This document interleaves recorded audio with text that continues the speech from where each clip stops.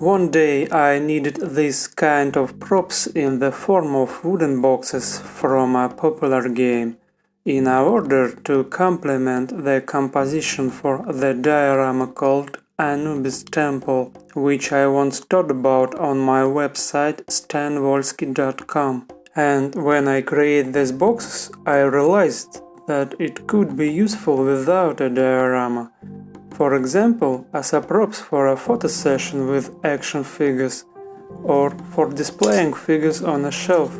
And I liked it so much that I decided to do it again, because the first boxes that were in the photo were shipped to the customer along with the diorama.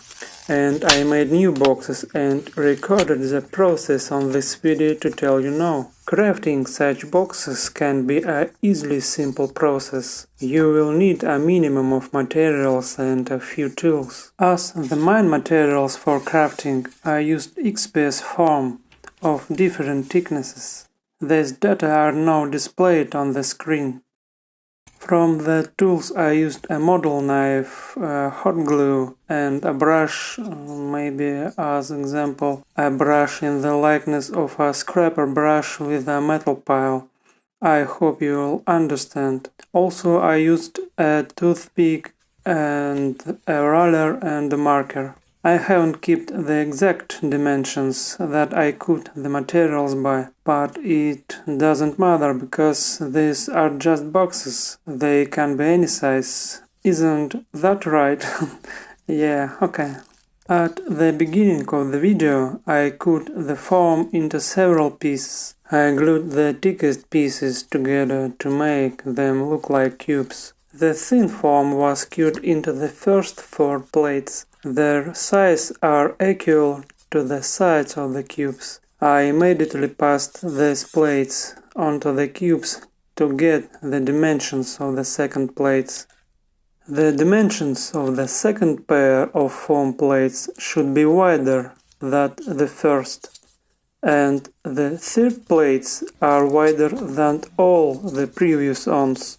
The edges of the third plates should be wider than the whole box, because they should look like lid box. I hope it looks more clear in the video, yeah? Okay. Then I create a texture. With a scrub brush with a metal pile, I scratch the texture all over the surface. This way you can quickly process the entire surface. Scratching the plate, I try to repeat the texture of the wood, which look like parallel lines.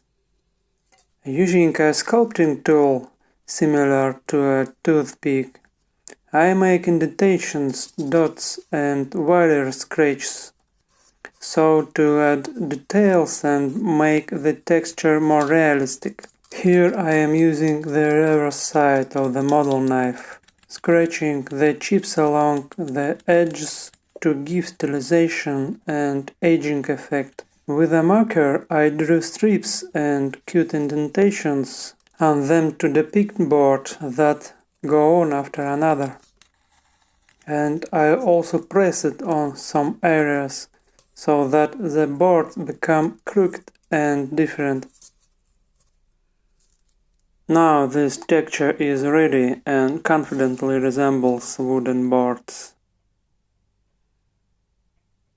I use hot glue and start gluing all the elements together.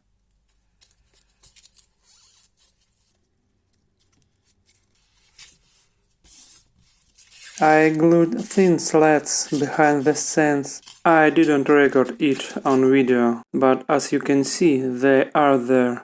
The painting process in this video begins with the stage of applying shadows. I didn't record the application of the base color on the video, but I will briefly say that I started by covering the cube with black paint, as shown in this photo, so that the white color of the plate does not shine through, and then he covered the whole cube with wood-colored paint. Then, to make the color of the wood darker, I added a drop of black paint, and to make the paint spread easily, I added water to the paint. And again I covered the whole cube with this paint. The paint flowed into all the recesses and they became darker. Then, in the dry brush technique, I added white color to the surface and edges.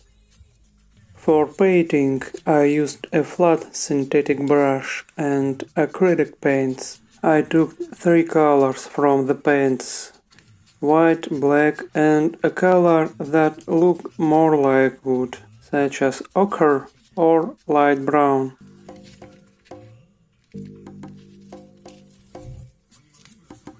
And that's all I want to talk about in this video. I welcome questions and comments. Please take a look at the description of this video. There you will find even more similar content and photos with dioramas and action figures. I wish you all luck and bye for now.